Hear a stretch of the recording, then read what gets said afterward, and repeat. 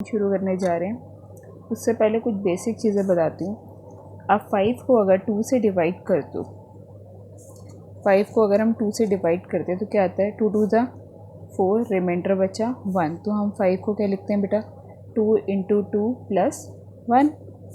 फिर ऐसे ही आप 7 को करते हो, 7 को किसी से भी कर लो, 4 से किया, 4 1 ज़ा 4, रिमाइंडर बचा 3। तब तक डिवाइड करते हैं बेटा जब तक जो रिमाइंडर, लास्ट रिमाइंडर है हमारा, वो जिससे हम डिवाइड कर रहे हैं उससे छोटा ना हो जाए। तो हम 7 को क्या लिखते हैं, 4 इंटू 1 प्लस 3। आप सोचोगे ये मैम क्यों बता रही हैं, ये हमने छोटी क्लास में भी पढ़ा हुआ है, राइट। इसे बोलते हैं, हम क्या बोलते हैं, भाजक, इसे बोलते हैं भाज्य। ये होता है हमारा शेषफल, ये होता है हमारा गुणन भागफल। इसको इंग्लिश में बोलते हैं बेटा क्वोशिएंट, क्लियर है। इसको बोलते हैं हम हमारा डिवाइज़र, ये होता है हमारा डिविडेंड, और ये होता है बेटा हमारा रिमाइंडर। तो हमने छोटी क्लास में भी ये चीज़ पढ़ी है कि जो हमारा भाज्य होता है वो बराबर होता है भाजक गुणा में भागफल जमा में शेषफल। ये हमने छोटी क्लास में भी पढ़ा हुआ है बेटा, अभी कुछ नया नहीं पढ़ रहे हैं, ये पुराना ही है कॉन्सेप्ट हमारा कि ये होता ही है हमारा, ठीक है। तो इस कॉन्सेप्ट पे आज हम वर्क करने जा रहे हैं। तो आप ये देखो, 5 को ही देख लो इसी कॉन्सेप्ट से, भाज्य ये हुआ हमारा भाज्य, भाजक क्या है 2, भागफल क्या है 2 प्लस 1। आप 5 को 2 से डिवाइड करो, इसके अलावा कोई और तरीके से लिख नहीं पाओगे आप, ठीक है। तो ये हमारे को याद रखना है, भाजक इज इक्वल टू भाजक, भाज्य बराबर है भाजक गुणा में भागफल जमा में शेषफल। और बेटा जो शेषफल होता है इसकी एक कंडीशन होती है कि ये शेषफल जो है हमेशा हमारा भाजक से, जिससे हम भाग कर रहे हैं उससे छोटा होना चाहिए, और शेषफल या तो ज़ीरो होना चाहिए या ज़ीरो से बड़ा होना चाहिए। जैसे ये 2 से डिवाइड कर रही थी मैं, यहाँ शेषफल 2 से बड़ा नहीं आना चाहिए, 2 से छोटा होना चाहिए। चाहे ज़ीरो हो जाए, ज़ीरो से कम भी नहीं होना चाहिए, ज़ीरो हो सकता था, 1 हो सकता था, 2 नहीं हो सकता था, क्योंकि अगर 2 था तो हमने गलत किया है, यहाँ 6 होना चाहिए था और डिवाइड होना चाहिए था। ऐसे ही यहाँ 4 है, तब तक डिवाइड करना था जब तक हम डिवाइड कर सके, बट हम नहीं कर पा रहे ना और डिवाइड, क्योंकि शेषफल छोटा आ गया। तो हमेशा याद रखनी है ये चीज़, मेन चीज़ है कि जो हमारा शेषफल है वो भाजक से छोटा होना चाहिए। ओके, आगे चलते हैं बेटा। फिर यही हमारी यूक्लिड विभाजन नियम कहते हैं, यूक्लिड डिवीज़न लेमा, हिंदी में कहते हैं बेटा यूक्लिड विभाजन प्रमेय। बिल्कुल मुश्किल नहीं है, यही चीज़ है सिंपल सी। इसको बस कुछ अलग से फॉर्म में लिख दिया कि दो नंबर को, नंबर्स नहीं पता 5 2 है या फिर 7 4 है, तो हम मान लेते हैं कि दो पूर्णांक है। यदि a तथा b दो पूर्णांक हैं तो दो आदित्य पूर्ण संख्याएं, उनको मान रहे बेटा p एंड q, आदित्य संख्याओं को, या q and r, q and r इस प्रकार हैं कि a बराबर है बी क्यू प्लस आर के। जो हमारा, देखो बेटा ध्यान से देखो, ये a की जगह मैंने क्या लिखा है, ये यही फॉर्म तो बन रही है, भाज्य बराबर भाजक गुणा में भागफल जमा में शेषफल। तो ये जो a होता है बेटा, ये हमारा होता है हमेशा भाज्य, ये b जो होता है बेटा हमारा भाजक होता है, q हमारा यहाँ पे भागफल होता है, और r हमारा बेटा यहाँ पे शेषफल होता है। सेम चीज़ आएगी, ठीक है। तो a हमारा किसके बराबर होगा, बी क्यू प्लस आर के, कि कोई भी नंबर किसी से भी डिवाइड कर दो आप, 5 को 3 से डिवाइड कर दो, बेशक 5 को बेटा 3 से डिवाइड करोगे आप, यहाँ कर देती हूँ मैं रफली, 5 को जब हम 3 से डिवाइड करते हैं बेटा तो क्या लिखते हैं, 3 1 जा 3 और रिमाइंडर बचता है 2। क्लियर चीज़ है ना। तो कोई भी नंबर अगर हम किसी से भी डिवाइड करें तो इसको इस फॉर्म में लिख सकते हैं। हम ये कहना चाहते हैं कि कोई भी नंबर, सिर्फ 5 है, अगर मैं 5 को 3 से डिवाइड करती हूँ तो मैं 3 इंटू 1 प्लस 2 लिख सकती हूँ। अगर मैं 2 से किया था अभी तो मैं लिख सकती थी ना 2 2 जा 4 प्लस 1। आप चाहो 4 से कर लो, किसी से भी। तो शेषफल किससे छोटा रहेगा हमेशा, शेषफल 0 से बड़ा रहेगा। आर जो है ये बेटा शेषफल के लिए किससे छोटा रहेगा हमेशा, भाजक से। ठीक है, क्लियर है ये चीज़ यहाँ तक। अब यूक्लिड डिवीज़न लेमा का प्रयोग करने के लिए हमें HCF निकालना है। HCF इससे कैसे निकलेगा, मैं नॉर्मल तरीके से HCF बता रही हूँ, जो आज तक हम पढ़ते हैं बेटा छोटी क्लासेस में, मैं वही बता रही हूँ आपको। ठीक है, तो मान लेते हैं हमने डिवाइड किया है यहाँ पर 28 को 2 से।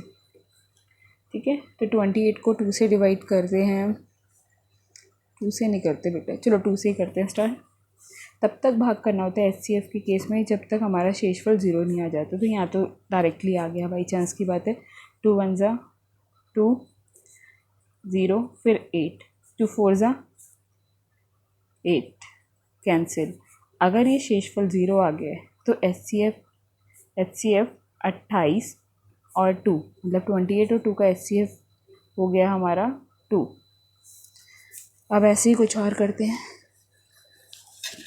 थोड़ा सा डिफ़िकल्ट लेने की कोशिश करती हूँ मैं क्वेश्चन को कि क्या हो सकता है जिसमें 34। ठीक है, 34 लेती हूँ बेटा मैं।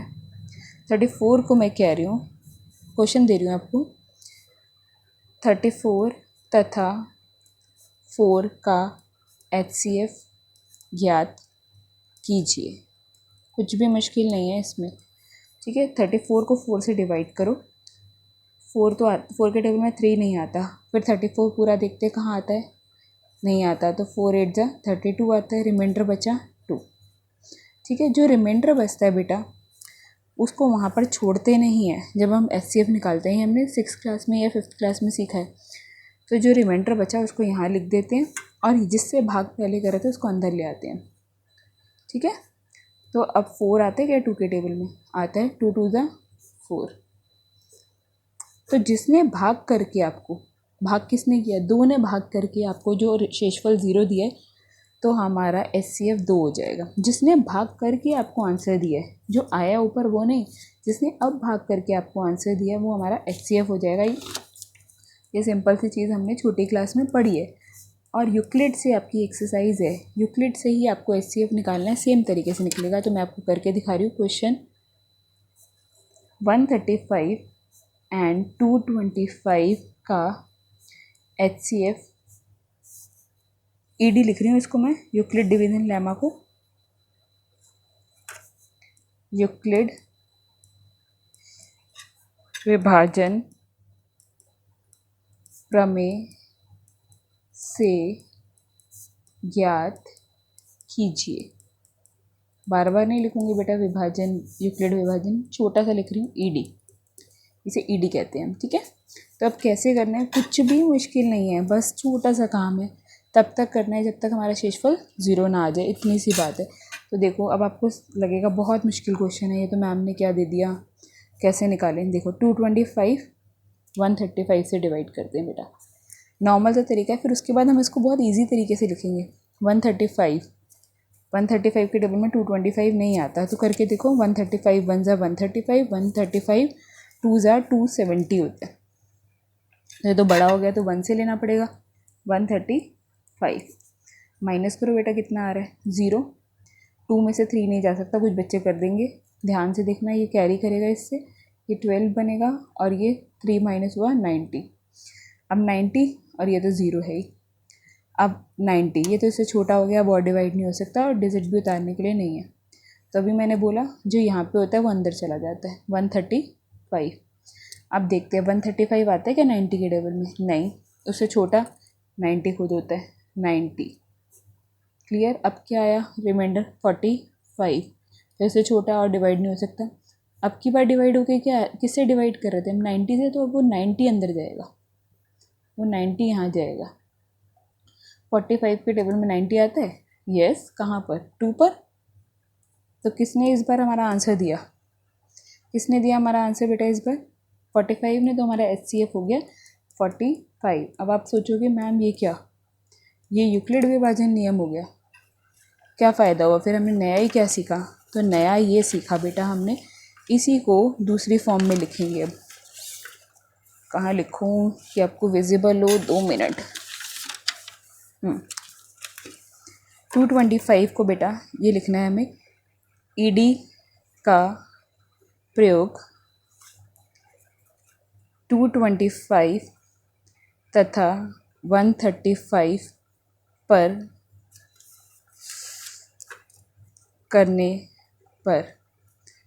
ठीक है, 225 को क्या लिख सकते हैं हम बेटा? देखो 225 को लिख सकते हैं 135, पहला स्टेप डिवाइड का भूल जाओ, बाकी कुछ था, ये लिख सकते हैं हम 225 is equal to 135 into 1 plus 90, 135 into 1 plus 90। यही तो सीखा था हमने कि किसी भी नंबर को किसी से डिवाइड करते तो ऐसे ही लिखते हैं कि जो अंदर वाला होता है मतलब हमारा भाज्य, भाज्य बराबर है भाजक गुणा में भागफल प्लस शेषफल, राइट। अभी शेषफल कितना है? लास्ट वाला शेषफल है, 0 नहीं आया है शेषफल। और यहाँ पे बेटा एक कंडीशन और लिखनी है कि 0 जो शेषफल है हमारा वो हमेशा b से छोटा होना चाहिए। अब आगे लिखना है क्योंकि शेषफल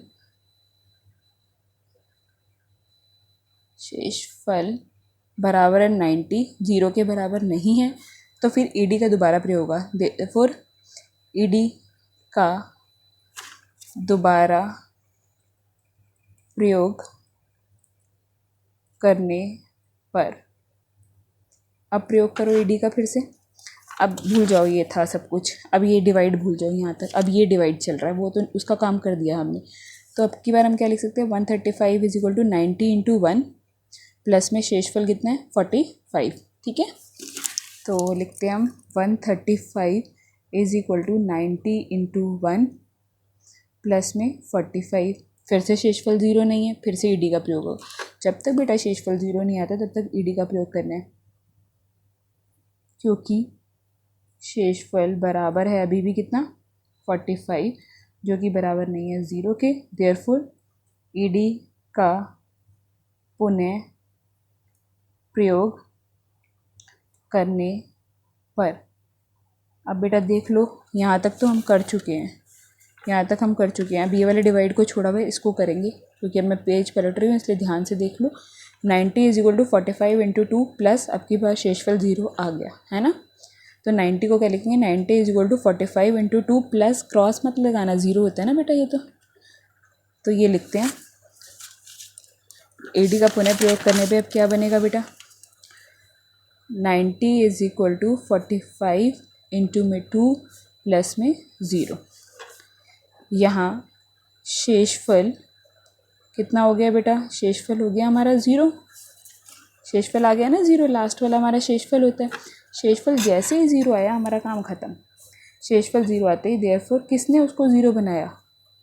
किससे डिवाइड करने पे 0 आया? देखो पीछे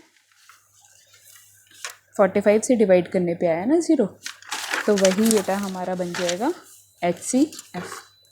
तो आपको कुछ नहीं करना, इतनी सी चीज़ करनी है बेटा, ये जो लिखा जो डिवाइड है जो हमने छोटी क्लास में सीखा था उसको साइड में कर लेना और उसी को लिखते जाना है। 225 is equal to 135 into 1 plus 90। शेषफल 0 नहीं है क्योंकि ये शेषफल है, तो अब ये वाला अंदर चला जाएगा। तो 135 is equal to 90 into 1 plus 45। फिर 45 शेषफल है इस बार बचा, वो भी 0 नहीं बना पाया, तो 45 इंटू 90, 45 टू 90, इसने 0 बना दिया। तो हमारा आंसर यही है, बस इसको इस फॉर्म में लिखना है। एक बार कर लोगे बहुत ईजी हो जाएगा। कभी कभी सिर्फ 1 भी आएगा शेषफल, ज़रूरी नहीं है सारे आ जाएँ। तो कोई दिक्कत हो तो बेटा पूछ लेना।